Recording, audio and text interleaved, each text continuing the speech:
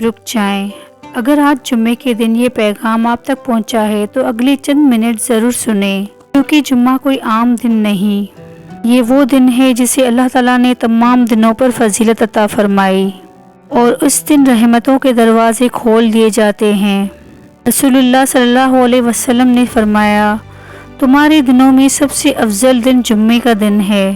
نبی کریم صلی اللہ علیہ وسلم نے ایک اور عظیم خوشخبری سنائی۔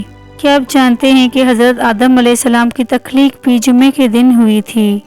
اسی دن اللہ تعالیٰ نے حضرت آدم علیہ السلام کو پیدا فرمایا، اسی دن انہیں جنت میں داخل کیا گیا، اور اسی دن انہیں زمین پر بھیجا گیا۔ جس دن انسانیت کا آغاز ہوا، اللہ تعالیٰ نے اسی دن کو تمام دنوں کا سردار بنا دیا۔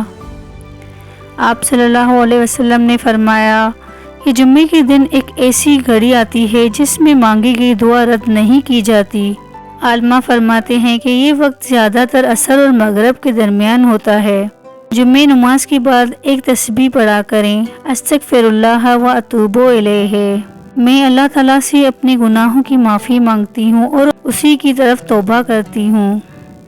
آج جمعہ ہے، رحمت کا دن، مغفرت کا دن اور دعا کا دن، اس لیے اپنے دل کو دنیا کی فکر سے نکال کر اللہ کی طرف متوجہ کیجیے۔ اللہ تعالیٰ آپ کی تمام جائز دعاؤں کو قبول فرمائے، آپ کی پریشانیاں دور فرمائے اور آپ کی رزق، صحت اور زندگی میں برکت عطا فرمائے۔ آمین۔